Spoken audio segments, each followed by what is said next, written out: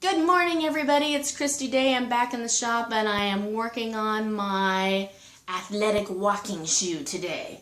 So, yesterday I was felting away on this, so I took something that looked like this and I turned it into this.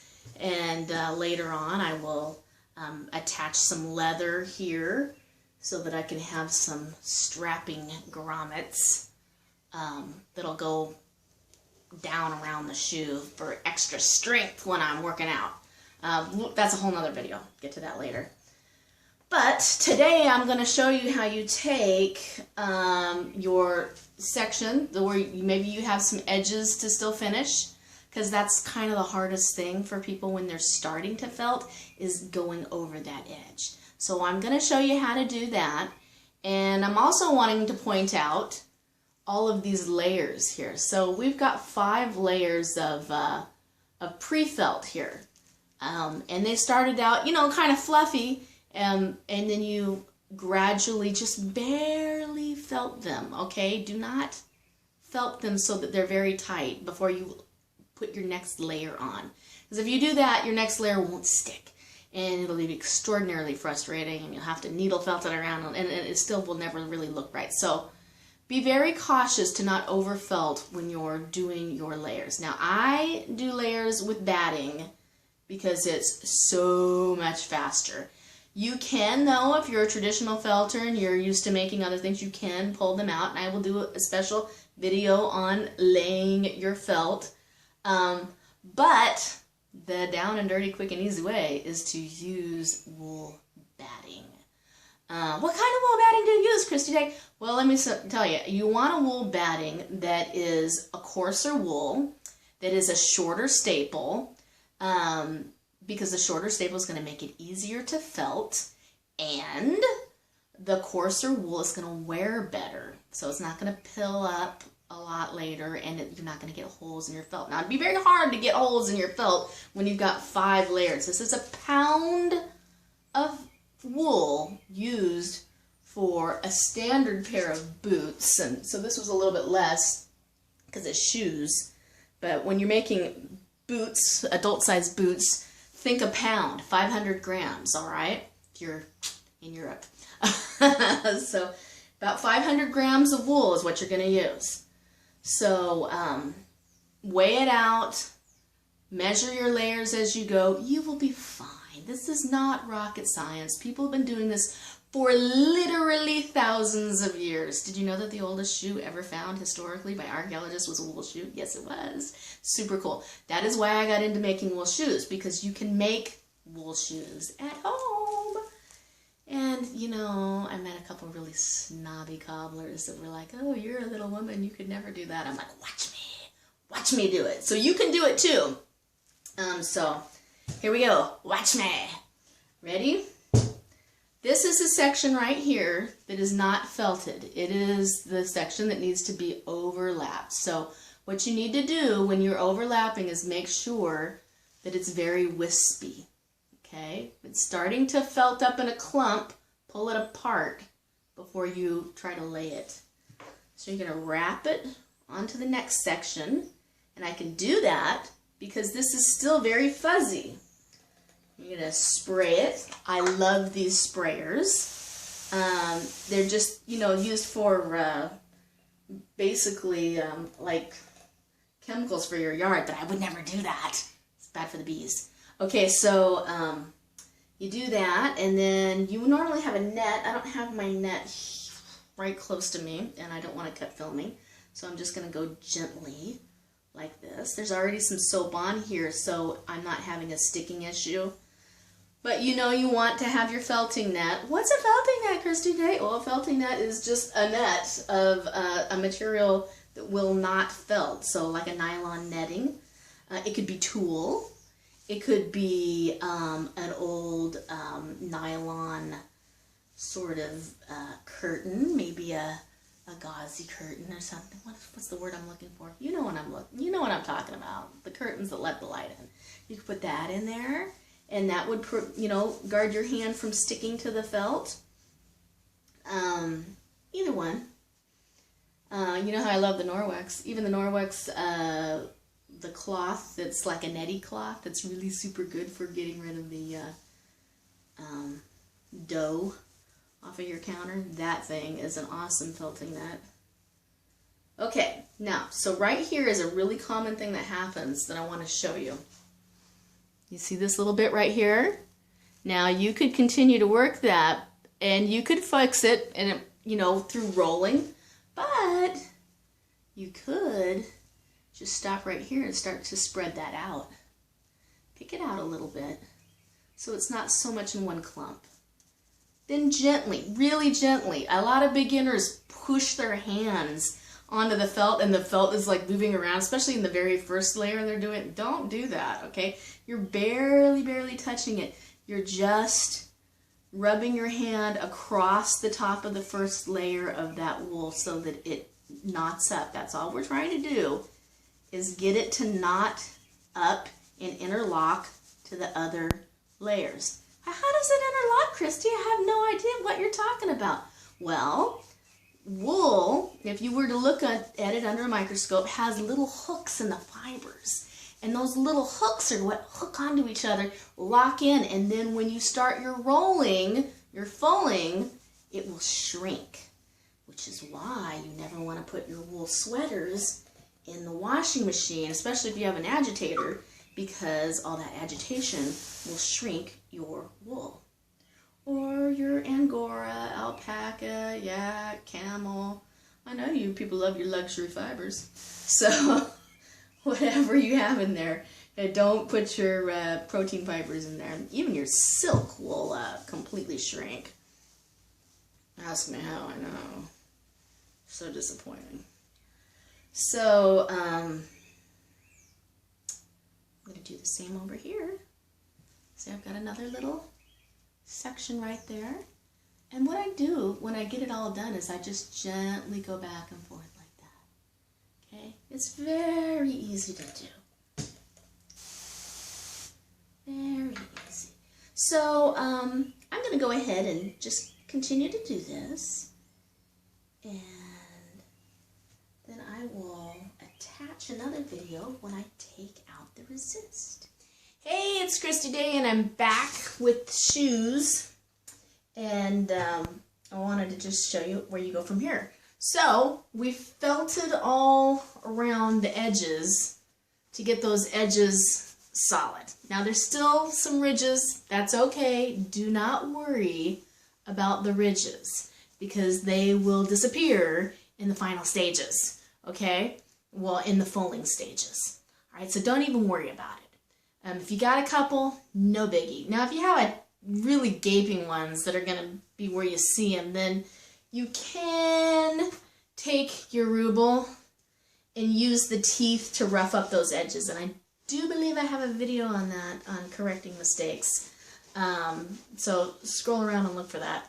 But you would just rough it up with the things, and that'll bring up all those little fuzzies, and then you can re-felt to make it smoother if you happen to have gotten into that problem. And that's what happens when you have too thick of a layer that you're trying to put on. So you just want to pull that out like I did before, trim it up. You do not need to have multiple layers over your seams, okay? They don't have to be, that doesn't make them stronger. Actually, probably makes them weaker.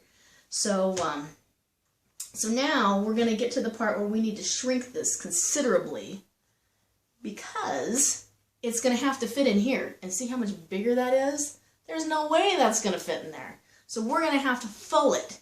And by fulling it, I mean we're going to have to roll it, roll it, roll it. You'll notice that I put my bamboo on here. Now you don't have to have a bamboo curtain. You could use anything with texture.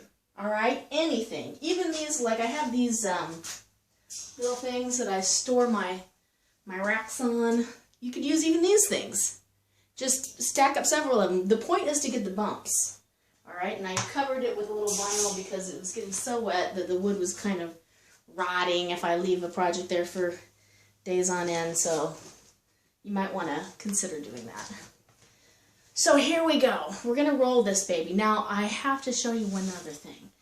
if you're doing this without a foot last, even if you are doing it with a foot last, in the beginning you do not use the last because the foot section is so ginormously huge that your last is not even going to fit in there. So, let's get down here so you can see this really well. So you're going to put your hand in here, you're going to curve it so that, you know, this is where your foot is. And you're going to really emphasize on this bend. You really need to do that. I mean, really, you need to be bending it a lot when you're felting so that you create that natural bend. Otherwise, you're going to get too much of a slope and you're not going to have a good ankle support. So keep doing that. But once you've got that done, you see how this felt is still not super compact. You can still sort of see some edges.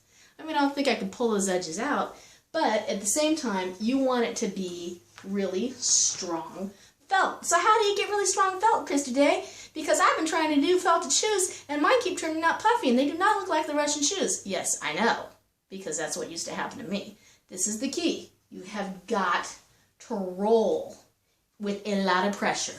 So hence the ruble. This thing is all about being able to put a ton of pressure on and rolling. Now, do you have to have this? Absolutely not. You do not have to have this. What you do have to do is you have to roll a lot. And this thing grabs the felt, these teeth grab the felt so that you don't slip around. Now, another option is to completely wrap that around with a towel and tie it on. It just doesn't, it tends to slip out. I'm sure if you've done it that way, you know. So this just makes it go a little faster for me. And it's solid and it keeps it rolling, rolling, rolling. So we're just going to keep rolling, rolling, rolling like that. And as we do roll, it's going to shrink this way. Now, I'd already measured this before, and I had 8 inches this way, 8 inches this way, 16 inches all around. Okay, I need to get it down to 12 to fit my ankle. So we're going to be doing a lot of shrinkage this way.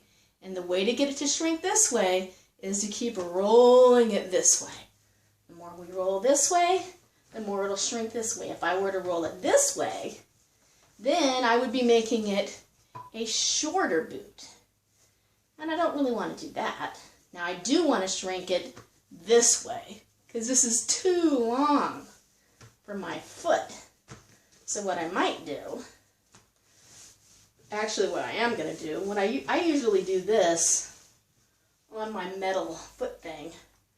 Where is that metal foot thing? Ah, here it is. I usually do that on here.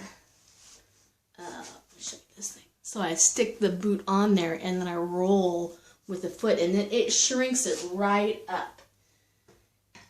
So if you get a chance to go find one of those at an antique store, I highly recommend it. If you happen to know a blacksmith, that you can have them make you a stand like that. Basically, it just has to have a T for the metal last to fit on there. See? It's a little T-shaped. Can you see that? Yeah, sort of see that, but you can definitely see that, right? So it fits in there. And that makes it so much faster. But if you don't have that, you can still do it this way. Alright? This is not about requiring you to buy a whole heck of a lot of stuff. Because remember, people were making these shoes thousands of years ago. How many thousands? Like, I think the oldest one's 14,000 years old that they found in an archaeological site. So seriously, those people did not have a ton of technology and equipment. So you can make this with fewer things. It's just the things that people use now help you go a little faster. That's it. So I'm going to keep doing this. I'm going to keep working on my seams. I do this thing every now and then. I like stick it on here off the edge of my table, and I get my other textured rolling pin. This is an antique one. And I roll along here to make that seam flatter. Get rid of all my little wrinkles. And that does work. But it takes just a whole lot of time. So I'm not going to sit here and film it for hours and hours on end because frankly I don't have that much memory on my phone. So these are basically the motions you're going to go through. You're going to roll like this. You're going to roll it like this. You're going to roll it with the foot last in over the last, like that. And smoothing it out. Where's my last? Oh, for crying out loud. Here it is. I had to clean up a little earlier. So you're going to put your foot last in, and you're going to sculpt around it. And you're going to roll around it. And that is going to help you get rid of all of your little wrinkles at the top of your foot. Everybody has wrinkles at the top of the foot. So it is not you. You are not making an error. That everybody has that. Even people who've been doing felted shoes for 10 years have that. So just keep massaging it. And again, if you don't have a foot last, just stuff something in there. Get a friend, put their foot in there. They'll be like, ooh, you're massaging my foot. I love you. So there you go. That's basically all you're going to do for several hours. It's just massage it until, and roll it, roll it, roll it, until you've got it down to be able to fit in here. And even then, it's going to be a little bit big. You want it a little bit big because you're going to do a final felting once you stuff it in there, so that it forms to the curve of your shoe and looks beauteous before you glue it and sew it in. And you don't have to sew it in, but it's nice to have a contrasting stitch. Okay, then after that, then you'll start cutting out the tongue and the ankle. Tongue first, then the ankle, because your tongue has to be longer than the ankle. Okay? Let me show you really quick before I end this video why. Okay, here's a finished one. This ankle, okay, let me show you this other one. This one's going to be too hard to untie. This ankle, this one in particular too. Okay, so the this, if I had it fully pulled out, see, it's got to go in. It used to be outside here, but now it goes in. So you need to have extra height so that it can dip down. Otherwise, you're going to end up with a tongue that's way down here. It's going to look completely stupid. So you always start with the tongue way, if I can pull it out here, it'll be much taller than here. And then see, now this is the height. It was just a little bit higher than this originally. So in this one, I'm going to, ooh, it's heavy because it's got to last. I'm going to cut my tongue. You see there? I'm going to cut the tongue out, and I'll chalk it first so you can kind of get an idea of what it's going to look like. They need to be kind of whitish, okay? Like 2 to 3 inches wide, depending on the width of the foot. So measure the foot, make sure it's even, and it's not going to look stupid. So then you chalk it so you can kind of look at it. Then you're going to cut it, and then you're going to cut these sides. So this side is actually going to go way down here. Then I can trim this after I dip it down, and it will not look stupid, okay? Maybe I'll have a little ankle thing over here, but you get the point, right? So then it'll be tied up, and it's actually gonna have little elasticy things. And I'm actually gonna get some, I'm gonna wrap some leather around there. I've been practicing with these grommets because sometimes the grommets on these things, if you just attach them to the felt, sometimes they come undone, and that is annoying. So we don't want any grommets to be falling off. So I'm gonna, I've been experimenting with different ways to keep the grommets in. So there we go. That's your quick down and dirty, quick video on, well, quick, like 12 minutes, but still. So get crack-a-lackin', start your rolling, and I'd love to see your shoes. If you like it, give me a thumbs up. If you want to see more, subscribe. If you have feedback, please let me know, because I'd love to hear from you. And if you want to see something other than shoes, down here, then let me know that too, because I make all kinds of stuff. So, yeah, tunics, shoes, purses, rugs that are curly, all kinds of stuff. So let me know what your top desire to know is, and I will felt it for you. Talk to you later. Bye-bye.